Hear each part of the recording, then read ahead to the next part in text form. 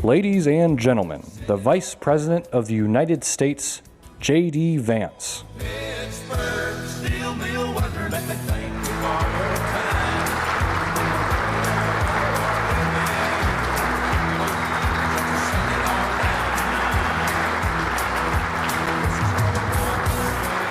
Good morning, everybody. How we doing? It's great to be here. Thanks to everybody for having me today, in particular Ben and Mark. And I just got to say hello to Ben and Catherine backstage, but I know apparently Mark has the flu right now. So Mark, wherever you are, I think I had the same flu like a few weeks ago. It sucks, but I'm sure you'll get through it.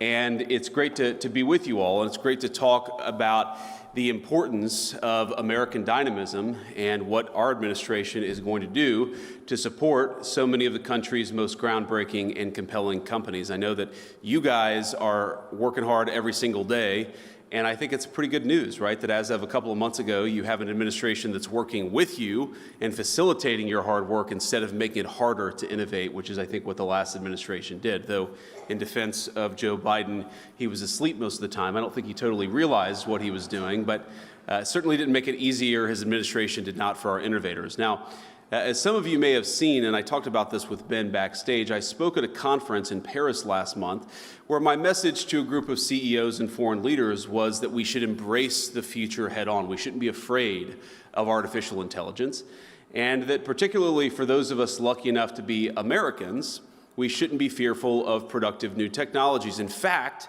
we should seek to dominate them, and that's certainly what this administration wants to accomplish.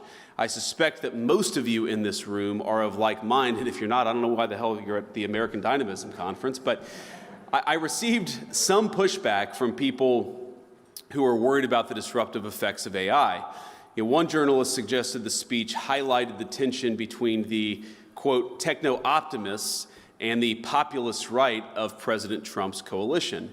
And today, I'd like to speak to these tensions as a proud member of both tribes. And let me put it simply. While this is a well-intentioned concern, I think it's based on a faulty premise. This idea that tech-forward people and the populists are somehow inevitably going to come to a loggerheads is wrong. I think the reality is that in any dynamic society, technology is going to advance, of course. And speaking as a Catholic, I think back to Pope John Paul II's opening lines of the encyclical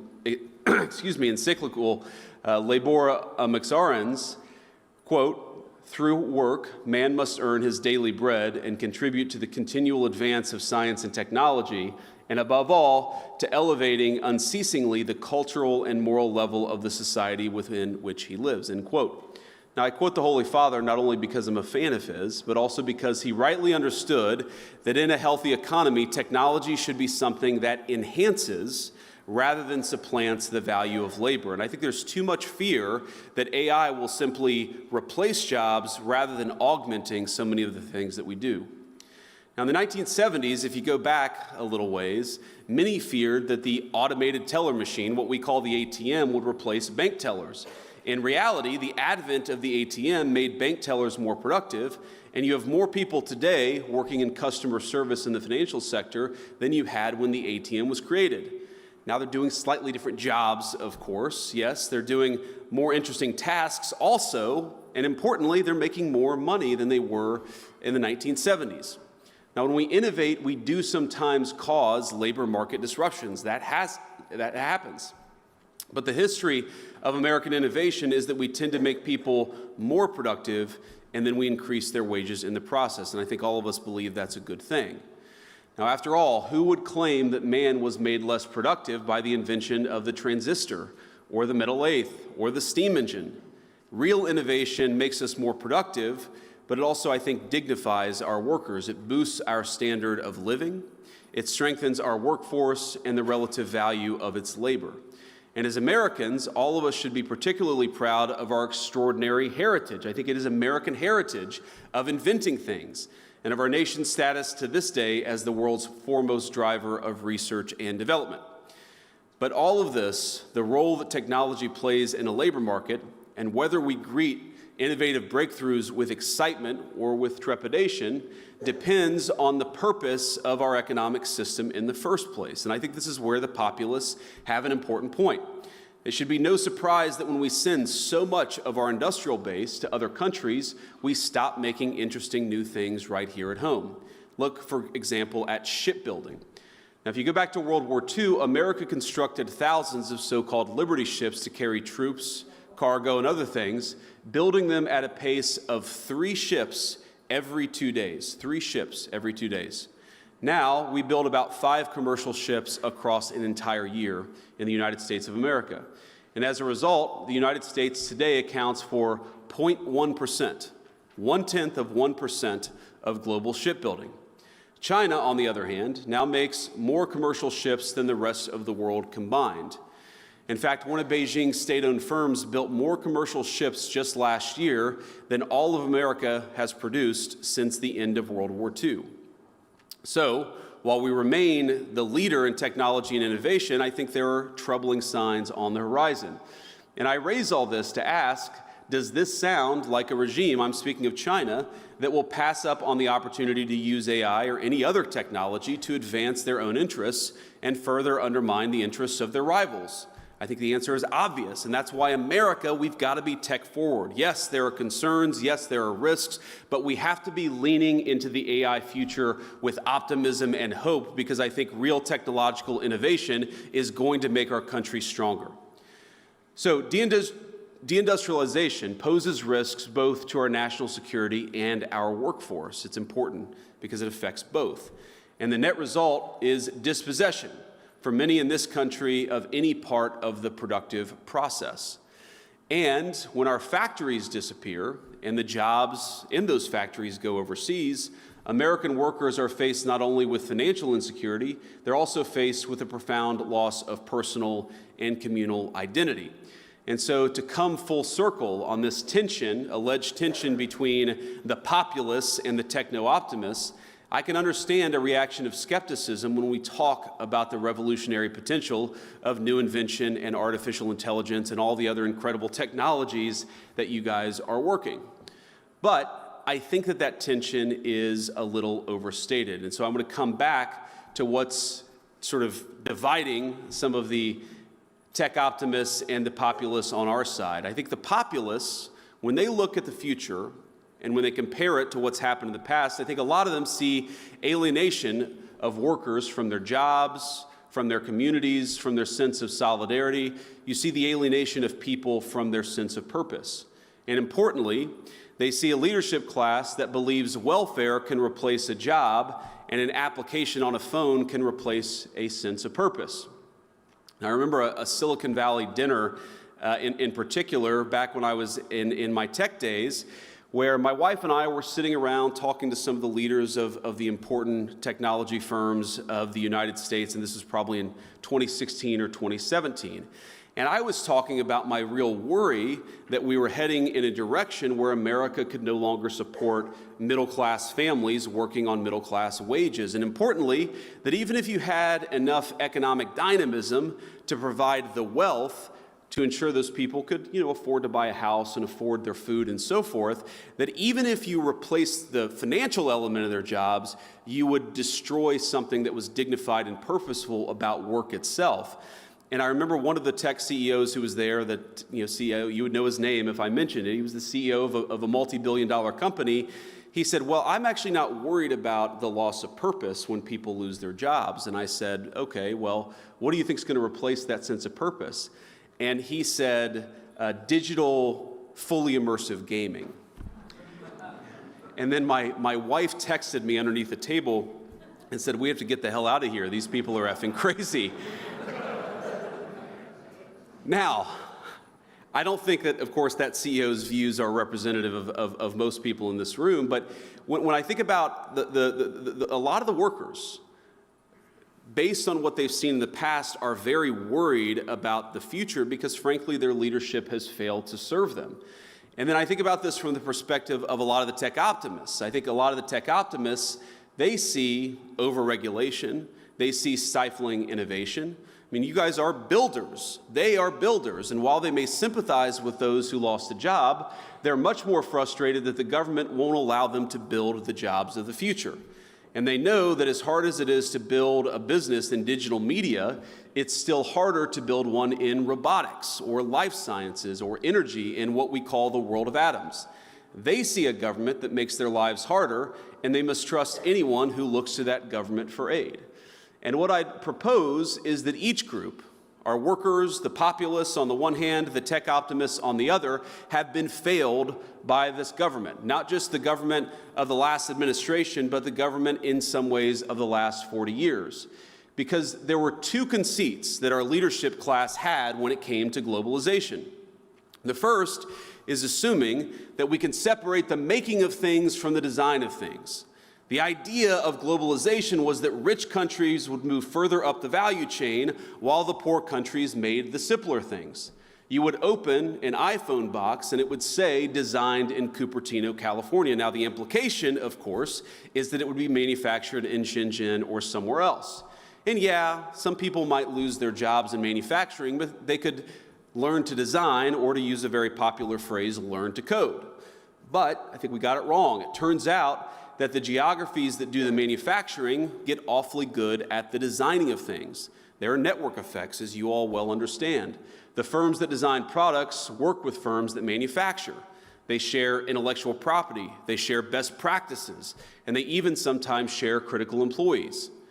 Now, we assume that other nations would always trail us in the value chain, but it turns out that as they got better at the low end of the value chain, they also started catching up on the higher end. We were squeezed from both ends. Now, that was the first conceit of globalization. I think the second is that cheap labor is fundamentally a crutch, and it's a crutch that inhibits innovation. I might even say that it's a drug that too many American firms got addicted to. Now, if you can make a product more cheaply, it's far too easy to do that rather than to innovate.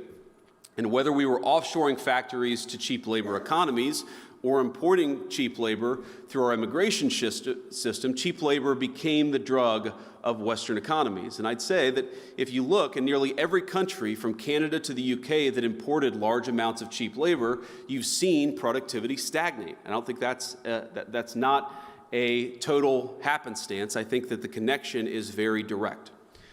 Now, one of the debates you hear on the minimum wage, for instance, is that increases in the minimum wage force firms to automate.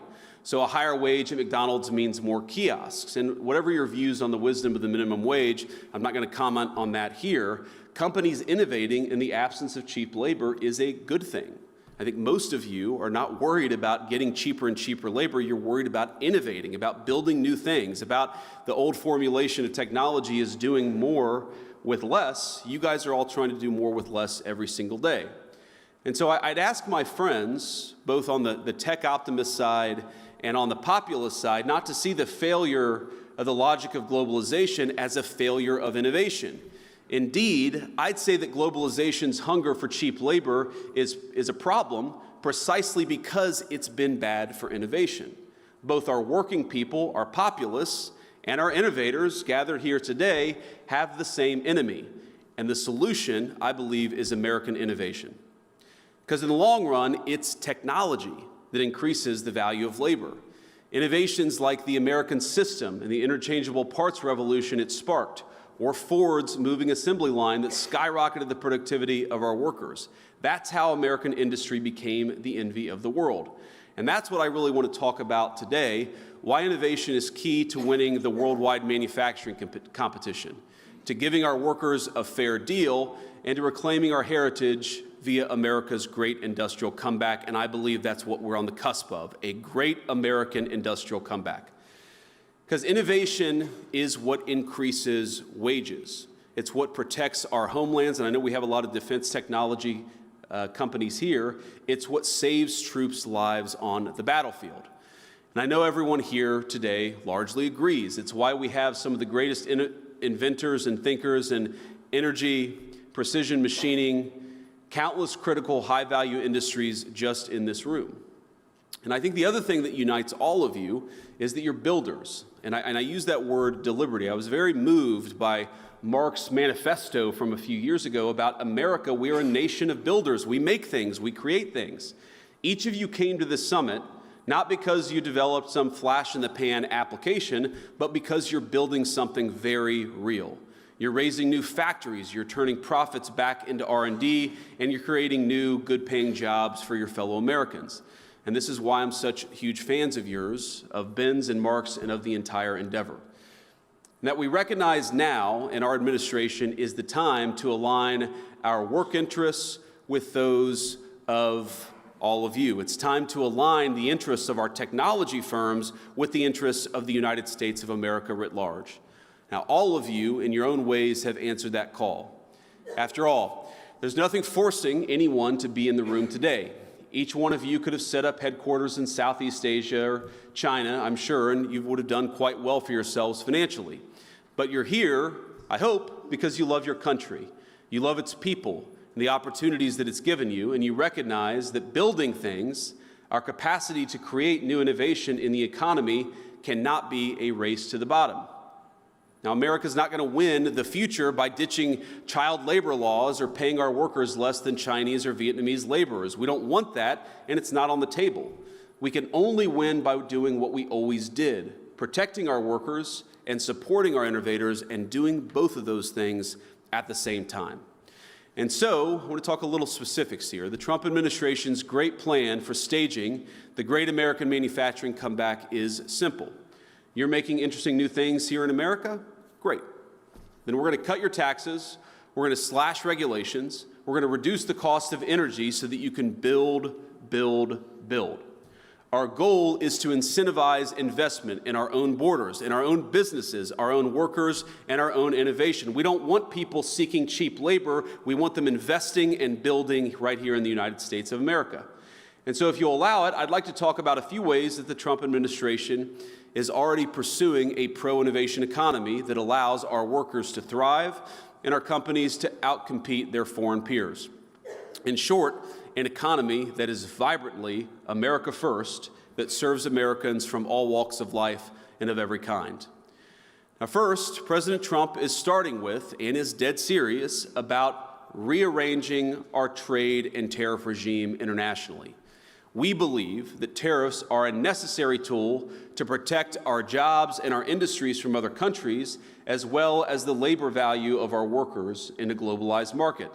In fact, combined with the right technology, they allow us to bring jobs back to the United States of America and create the jobs of the future. Just look in the past few months at the auto industry as an important example.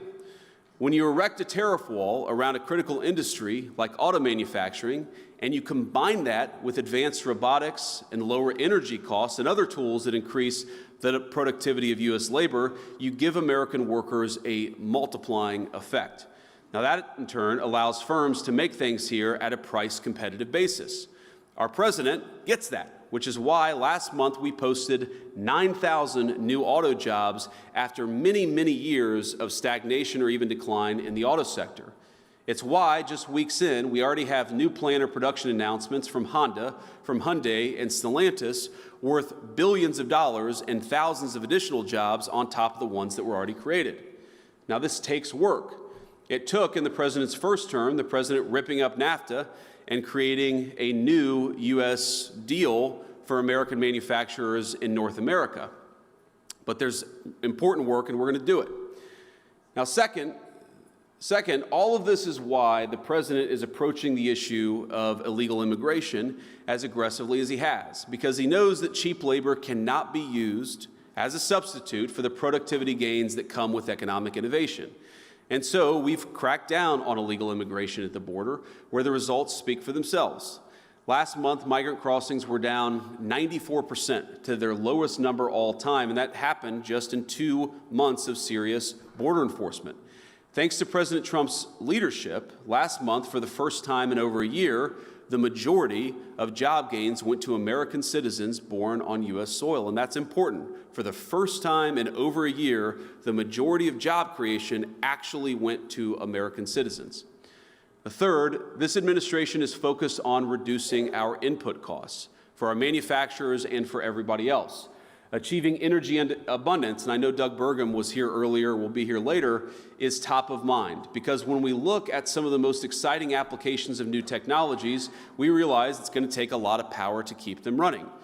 And we're thrilled to have our friends from the United Arab Emirates, a number of the business leaders and government leaders in town this week for meetings with our government. And one of the things they consistently hammer upon is something that unfortunately too few of our European allies tend to get, is that if you want to lead in artificial intelligence, you have got to be leading in energy production. So we are going to set the pace there, and we are going to lead from the front.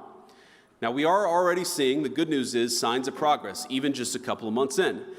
Gas and diesel prices are dropping, the cost of a barrel of U.S. crude is way down, and last Wednesday, the administration took major steps to make energy even cheaper and liberate our companies from stifling environmental regulations. Now, that is great, but of course, there's a lot more work we have to do over the next 4 years. Getting the tax bill right is especially critical for all of you and for all of your workers.